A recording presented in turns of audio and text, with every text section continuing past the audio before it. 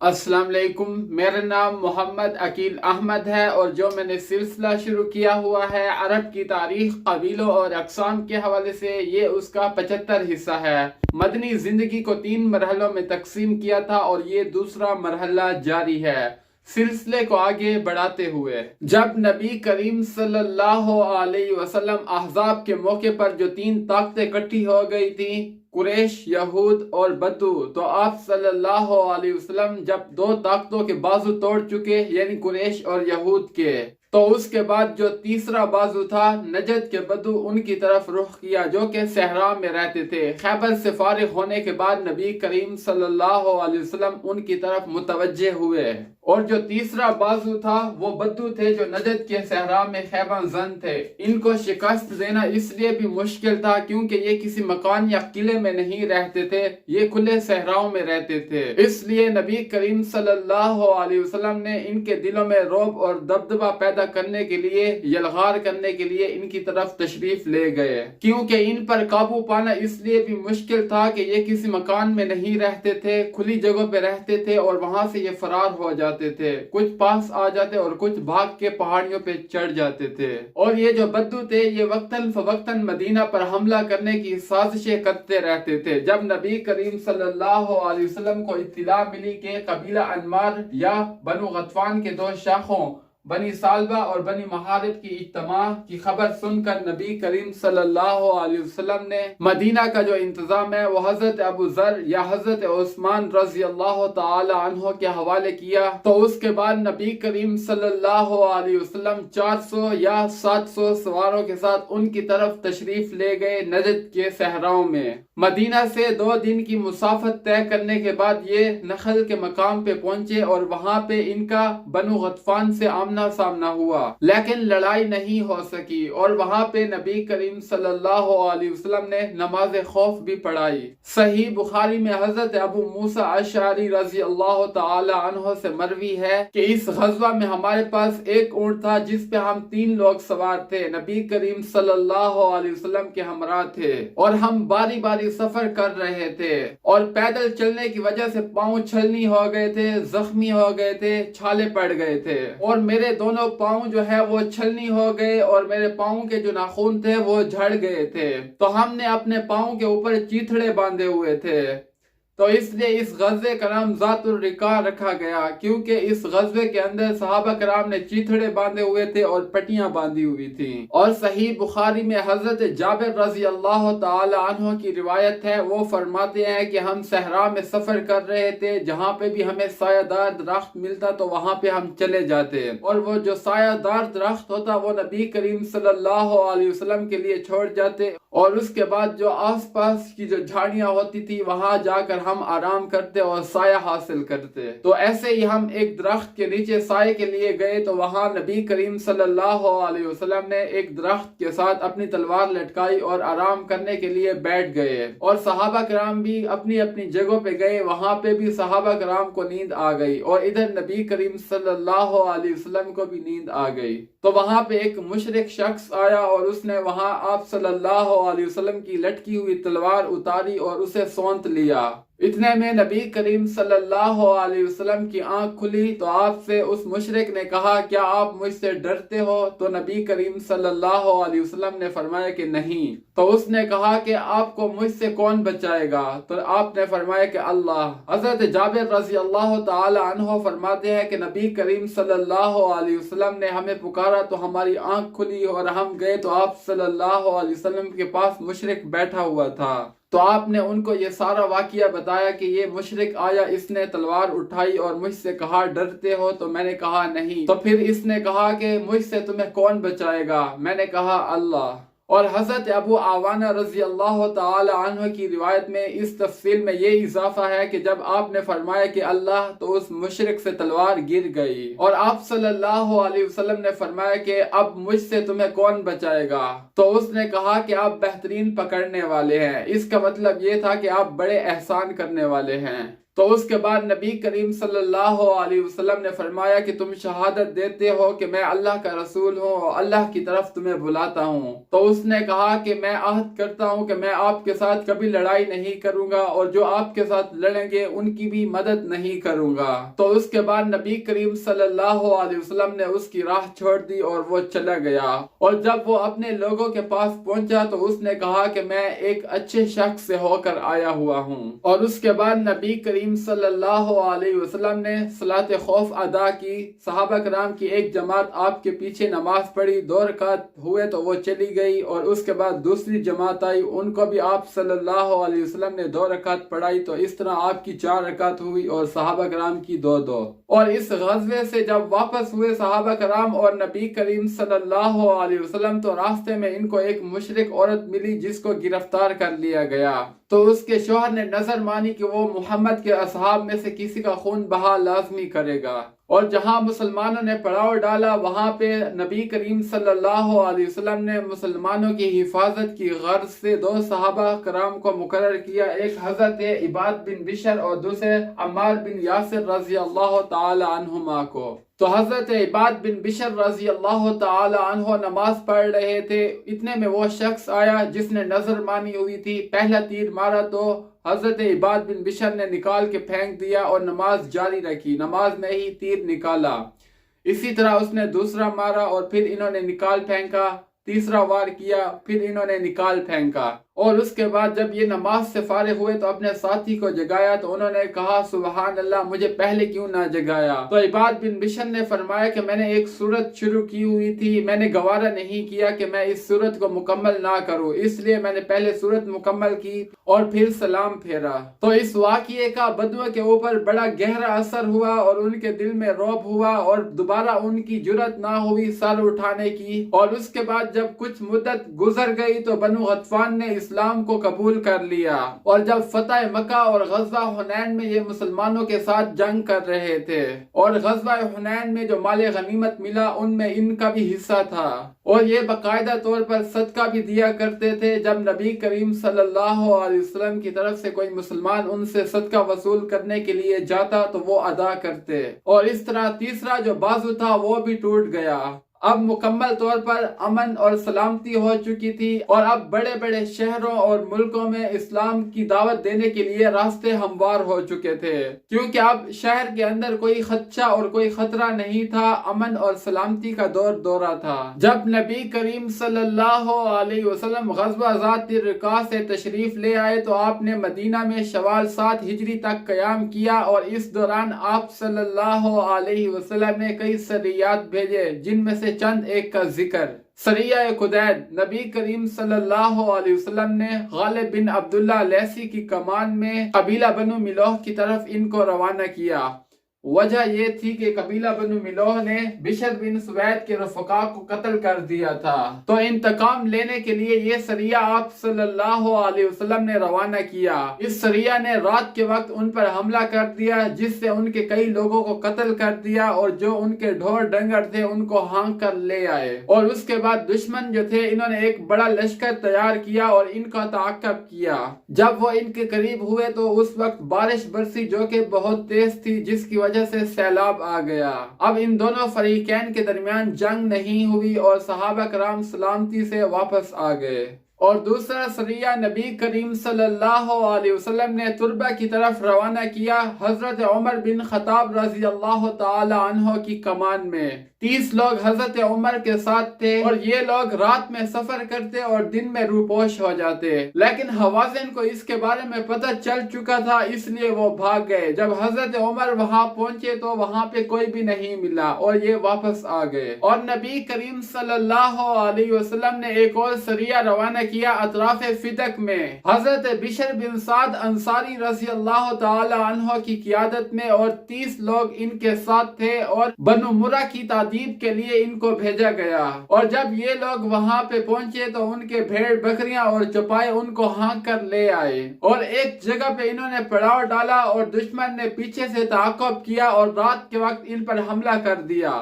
تو مسلمانوں نے ان کے ساتھ خوب تیر اندازی کی، لیکن حضرت بشر اور ان کے جو رفقا تھے ان کے تیر ختم ہو گئے۔ تو تیر ختم ہونے کے بعد جو ان کے رفقا تھے یہ سب شہید ہو گئے، اور حضرت بشر رضی اللہ تعالی عنہ خود بھی زخمی ہوئے۔ بعد میں ان کو اٹھا لایا گیا فدق میں زخمی حالت میں، اور پھر وہ یہود کے پاس رہے۔ جب ان کے زخم مندمل ہو گئے تو پھر وہ مدینہ تشریف لے آئے، اور اس کے بعد نبی کریم صلی اللہ علیہ وسلم نے ایک اور سریہ روانہ کیا جس کا نام سریہ میفہ تھا۔ حضرت غالب بن عبداللہ لیثی رضی اللہ تعالی عنہ کی قیادت میں 130 صحابہ کو روانہ کیا، اور یہ سریہ جن کی طرف روانہ کیا گیا بنو عوال اور بنو عبد صالبہ کے لیے، یا قبیلہ جہینہ کی شاخ حرکات کی تعذیب کے لیے نبی کریم صلی اللہ علیہ وسلم نے روانہ کیا۔ اور جب یہ سریہ وہاں پہنچا تو ان پر حملہ کر دیا، اور ان کا کوئی بھی شخص سر اٹھاتا تو ان کو قتل کر دیا جاتا، اور اس کے بعد ان کے جو بھیڑ بکریاں اور چوپائے تھے وہ ہانک کر لے آئے۔ اور اسی سریہ میں حضرت اسامہ بن زید رضی اللہ تعالی عنہ نے نہیک بن مرداس کو، جب اس نے لا الہ الا اللہ کہا تو انہوں نے قتل کر دیا۔ جب نبی کریم صلی اللہ علیہ وسلم کو معلوم ہوا تو آپ نے بطور عتاب حضرت اسامہ بن زید رضی اللہ تعالی عنہ سے فرمایا کہ کیا تم نے اس کا دل چیر کر معلوم کر لیا تھا کہ وہ سچا ہے یا جھوٹا ہے؟ اور نبی کریم صلی اللہ علیہ وسلم نے ایک اور سریہ روانہ کیا جس کا نام سریہ خیبر، شوال 7 ہجری میں روانہ کیا، حضرت عبداللہ بن رواحہ رضی اللہ تعالی عنہ کی قیادت میں 30 صحابہ کرام کے ساتھ۔ ہوا یہ کہ اسیر یا بشیر بن رزام بنو غطفان کے مسلمانوں پر چڑھائی کرنے کے لیے لوگوں کو اکٹھا کر رہا تھا، تو مسلمانوں نے اسیر کو یہ امید دلائی کہ نبی کریم صلی اللہ علیہ وسلم اسے خیبر کا گورنر بنا دیں گے۔ تو اس امید پر وہ ان کے ساتھ چلا، 30 بندے تھے اور اسیر بھی ان کے ساتھ تھا۔ اور جب یہ لوگ کرکا نیار کے مقام پر پہنچے تو وہاں پہ فریقین کے دل میں بدگمانی پیدا ہو گئی، اور وہاں پہ ان کے درمیان لڑائی ہو گئی، جس کے نتیجے میں اسیر اور اس کے 30 ساتھیوں کو جان سے ہاتھ دھونے پڑ گئے۔ اور اس کے بعد نبی کریم صلی اللہ علیہ وسلم نے ایک اور سریہ روانہ کیا جس کا نام سریہ یمن و جبار، جو کہ شوال 7 ہجری میں روانہ کیا۔ حضرت بشر بن کعب انصاری رضی اللہ تعالی عنہ کی قیادت میں 300 صحابہ کرام ان کی معیت میں تھے، اور کہا جاتا ہے یہ علاقہ جو ہے بنو غطفان یا بنو فزارہ یا بنو عزرہ کے علاقے کا نام ہے۔ اور اس سریہ کی بھیجنے کی وجہ یہ تھی کہ کچھ لوگ جو تھے وہ مدینہ پر حملہ کرنے کے لیے اکٹھے ہو رہے تھے، تو ان کو پراگندہ کرنے کے لیے آپ نے یہ سریہ روانہ کیا تھا۔ یہ رات میں سفر کرتے اور دن میں روپوش ہو جاتے۔ جب وہاں پہ پہنچے تو ان پر حملہ کر دیا، باقی بھاگ گئے، اور اس کے بعد ان کے جو مویشی تھے ان پر قبضہ کر لیا۔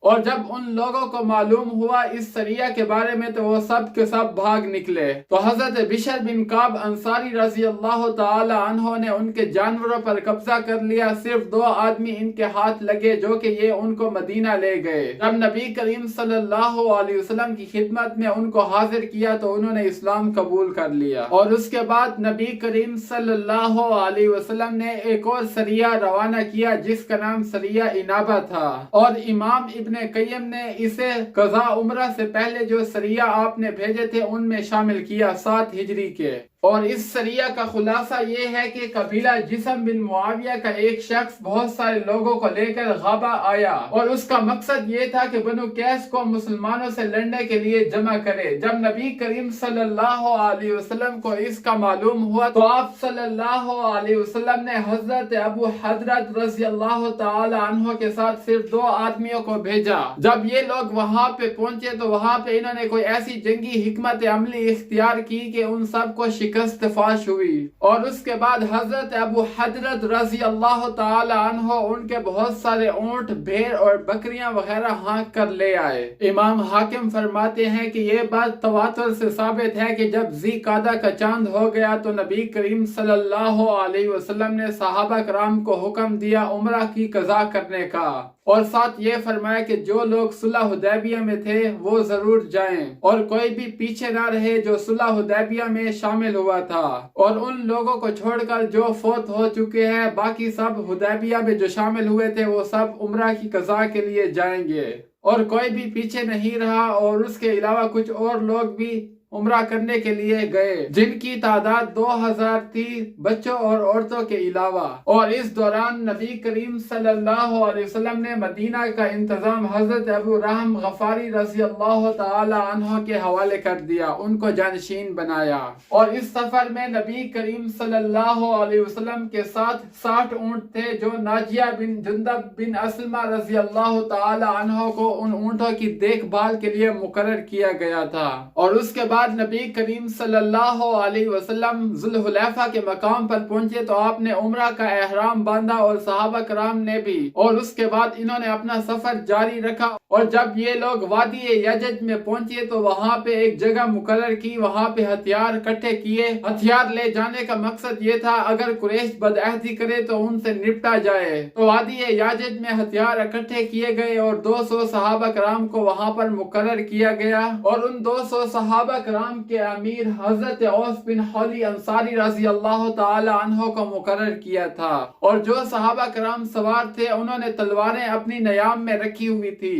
اور یہ لبیک لبیک کے نعرے لگاتے ہوئے وہاں پر پہنچ گئے۔ اور جب یہ لوگ کچھ آگے بڑھے تو قریش کے جو لوگ تھے یہ اپنے گھروں سے نکل کر جبل کئیکان کے اوپر چڑھ بیٹھے اور مسلمانوں کا تماشا دیکھنے لگے۔ اور کچھ لوگ آپس میں یہ باتیں کرنے لگے کہ یہ ایک ایسی جماعت ہے جسے یثرب کے بخار نے توڑ ڈالا۔ اور جب یہ لوگ وہاں پہنچے تو نبی کریم صلی اللہ علیہ وسلم نے صحابہ کرام کو حکم دیا کہ جو پہلے 3 چکر ہیں وہ دوڑ کر لگانے ہیں،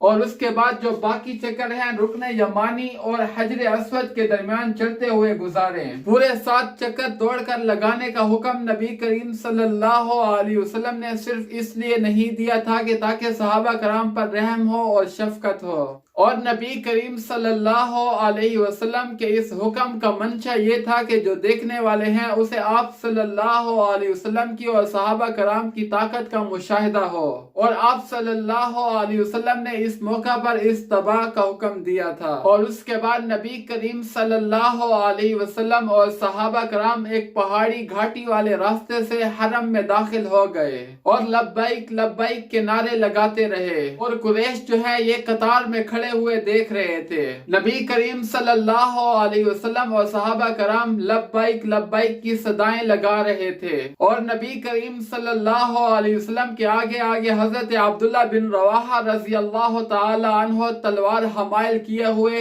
رجز کے یہ اشعار پڑھ رہے تھے، اور نبی کریم صلی اللہ علیہ وسلم نے چھڑی کے ذریعے سے حجر اسود کو چھوا، اور صحابہ کرام اور نبی کریم صلی اللہ علیہ وسلم نے طواف کیا۔ اور حضرت انس رضی اللہ تعالی عنہ سے یہ بھی روایت ہے کہ جب حضرت عبداللہ بن رواحہ رضی اللہ تعالی عنہ اشعار پڑھ رہے تھے تو حضرت عمر رضی اللہ تعالی عنہ نے کہا، اے ابن رواحہ، تم رسول اللہ صلی اللہ علیہ وسلم کے سامنے اور اللہ تعالیٰ کے حرم میں اشعار کیوں پڑھ رہے ہو؟ تو نبی کریم صلی اللہ علیہ وسلم نے فرمایا، اسے رہنے دو کیونکہ یہ ان کے لیے تیر کی مار سے زیادہ تیز ہے۔ اور پہلے 3 چکر نبی کریم صلی اللہ علیہ وسلم اور صحابہ کرام نے دوڑ کر لگائے۔ جب لوگوں نے دیکھا کہ ہم تو یہ سمجھ رہے تھے کہ یثرب کے بخار نے ان کو توڑ دیا، یہ تو فلاں اور فلاں سے بھی زیادہ طاقتور ہے۔ اور جب طواف مکمل ہو چکا تو نبی کریم صلی اللہ علیہ وسلم نے اس کے بعد صفا اور مروہ کے درمیان سعی کی،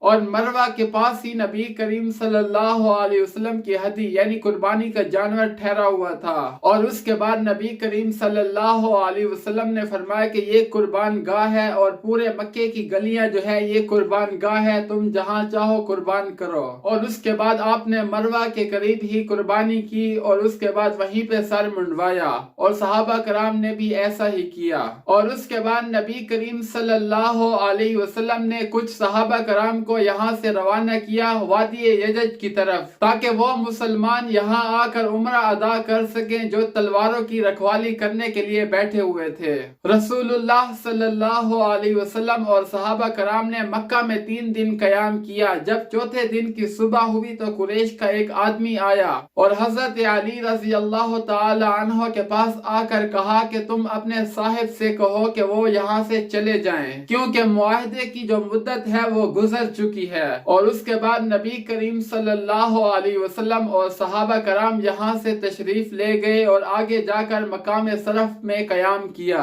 اور جب یہ لوگ جا رہے تھے تو حضرت حمزہ رضی اللہ تعالی عنہ کی صاحبزادی دوڑتے ہوئے آ رہی تھی اور نبی کریم صلی اللہ علیہ وسلم کو پکار رہی تھی، چچا چچا۔ تو حضرت علی رضی اللہ تعالی عنہ نے انہیں لے لیا، اور اس کے بعد حضرت علی، حضرت جعفر اور حضرت زید رضی اللہ تعالی عنہم کا آپس میں اختلاف ہوا۔ ان میں سے ہر ایک یہی دعویٰ کر رہا تھا کہ حضرت حمزہ کی بیٹی کی وہ پرورش کریں گے۔ تو نبی کریم صلی اللہ علیہ وسلم نے حضرت جعفر رضی اللہ تعالی عنہ کے حوالے کر دی، کیونکہ اس بچی کی جو خالہ تھی وہ حضرت جعفر رضی اللہ تعالی عنہ کی زوجیت میں تھی۔ تو اس لیے نبی کریم صلی اللہ علیہ وسلم نے حضرت جعفر رضی اللہ تعالی عنہ کے ذمہ یہ کام لگا دیا۔ اس عمرہ کے سفر میں نبی کریم صلی اللہ علیہ وسلم نے حضرت میمونہ بنت حارث عامریہ رضی اللہ تعالی عنہ سے شادی کی۔ اس مقصد کے لیے نبی کریم صلی اللہ علیہ وسلم نے مکہ پہنچنے سے پہلے حضرت جعفر بن ابی طالب رضی اللہ تعالی عنہ کو روانہ کیا ان کے پاس۔ تو حضرت میمونہ رضی اللہ تعالی عنہ نے اپنا فیصلہ حضرت عباس رضی اللہ تعالی عنہ کے حوالے کر دیا، کیونکہ حضرت عباس رضی اللہ تعالی عنہ کی بیوی حضرت ام فضل رضی اللہ تعالی عنہ حضرت میمونہ رضی اللہ تعالی عنہ کی بہن تھی۔ تو اس لیے انہوں نے اپنا معاملہ حضرت عباس رضی اللہ تعالی عنہ کے حوالے کر دیا۔ تو حضرت عباس نے نبی کریم صلی اللہ علیہ وسلم سے حضرت میمونہ کی شادی کروا دی، اور پھر نبی کریم صلی اللہ علیہ وسلم نے حضرت ابو رافع رضی اللہ تعالی عنہ کو پیچھے چھوڑ دیا تاکہ وہ حضرت میمونہ کو بعد میں لے کر آئیں۔ تو جب نبی کریم صلی اللہ علیہ وسلم اور صحابہ کرام صرف کے مقام پہ پہنچے تو وہاں پہ حضرت ابو رافع رضی اللہ تعالی عنہ حضرت میمونہ کو ساتھ لے کر وہاں پہ پہنچ گئے۔ عمرہ قضا، اسے عمرہ قضا اس لیے کہا جاتا ہے کہ یہ حدیبیہ عمرہ کی قضا کے طور پر کیا گیا تھا، کہ یہ صلح حدیبیہ کے طے شدہ اصولوں کے مطابق کیا گیا تھا، اس لیے اس کو عمرہ قضا کا نام دیا گیا۔ اور اس عمرہ کو 4 ناموں کے ساتھ یاد کیا جاتا ہے: عمرہ قضا، عمرہ قضیہ، عمرہ قصاص، عمرہ صلح۔ اور نبی کریم صلی اللہ علیہ وسلم نے ایک اور سریہ روانہ کیا جس کا نام سریہ ابو العواجہ تھا، اور نبی کریم صلی اللہ علیہ وسلم نے حضرت ابو العواجہ رضی اللہ تعالی عنہ کے ساتھ 50 صحابہ کرام کو بھیجا۔ مقصد یہ تھا کہ بنو سلیم کو دعوت دو۔ جب یہ لوگ وہاں پہنچے، بنو سلیم کو دعوت دی تو انہوں نے کہا کہ جس چیز کی تم ہمیں دعوت دے رہے ہو ہمیں اس کی ضرورت نہیں، اور اس کے بعد انہوں نے سخت لڑائی کی۔ اس لڑائی کے نتیجے میں حضرت ابو العواجہ رضی اللہ تعالی عنہ زخمی ہوئے، اور انہوں نے دشمنوں کے 2 آدمیوں کو قید کر لیا۔ اور اس کے بعد نبی کریم صلی اللہ علیہ وسلم نے ایک اور سریہ روانہ کیا 7 ہجری صفر کے مہینے میں۔ سریہ غالب بن عبداللہ تھا، اور حضرت غالب بن عبداللہ رضی اللہ تعالی عنہ کے ساتھ نبی کریم صلی اللہ علیہ وسلم نے 200 صحابہ کرام کو روانہ کیا، اور ان کو فدق کی اطراف میں بھیجا گیا جہاں حضرت بشر بن سعد رضی اللہ تعالی عنہ کے رفقا کی شہادت گاہ تھی، وہاں پہ بھیجا گیا۔ جب یہ لوگ وہاں پہ پہنچے تو انہوں نے ان پر حملہ کیا اور بہت سارے لوگوں کو قتل کر دیا اور ان کے جانوروں پر قبضہ کر لیا۔ اور اس کے بعد نبی کریم صلی اللہ علیہ وسلم نے ایک اور سریہ روانہ کیا جس کا نام سریہ ذات اطلح تھا۔ بنو قضا نے مسلمانوں پر حملہ کرنے کے لیے بڑی جمعیت فراہم کر رکھی تھی۔ جب نبی کریم صلی اللہ علیہ وسلم کو اس کے بارے میں علم ہوا تو آپ صلی اللہ علیہ وسلم نے حضرت کعب بن عمیر رضی اللہ تعالی عنہ کے ساتھ 15 صحابہ کرام کو بھیجا تاکہ ان کو جا کے اسلام کی دعوت دیں۔ جب یہ لوگ وہاں پہنچے، انہوں نے ان کو اسلام کی دعوت دی تو انہوں نے اسلام قبول کرنے کی بجائے ان پر حملہ کر دیا اور تیروں کی بارش کر دی، جس میں یہ سب کے سب شہید ہو گئے۔ صرف ایک آدمی جو ہے وہ بچ گیا تھا جس کو بعد میں مقتولین سے اٹھایا گیا۔ اور یہ سریہ جو پیش آیا 8 ہجری ربیع اول کے مہینے میں۔ اور اس کے بعد نبی کریم صلی اللہ علیہ وسلم نے ایک اور سریہ روانہ کیا جس کا نام سریہ ذات رقاع جو کہ 8 ہجری ربیع اول کے مہینے میں پیش آیا۔ اس کا واقعہ یوں پیش آیا کہ بنو حوازن نے بار بار دشمنوں کو کمک پہنچائی تھی، تو اس مقصد کے لیے نبی کریم صلی اللہ علیہ وسلم نے حضرت شجاع بن وہب اسدی رضی اللہ تعالی عنہ کو 25 لوگوں کی کمان دے کر بھیجا जब ये लोग वहां पे पहुंचे तो उनके जानवर हाँक कर ले आए और लड़ाई की नौबत नहीं आई। बकिया हिस्सा इंशाअल्लाह नेक्स्ट वीडियो में। आप दोस्तों से रिक्वेस्ट है मेरे चैनल को लाइक करें, सब्सक्राइब करें, शेयर करें, कमेंट्स में अपनी राय का इजहार किया करें। तब तक के लिए अल्लाह निगहबान, अल्लाह हाफिज, अस्सलामु अलैकुम व रहमतुल्लाह।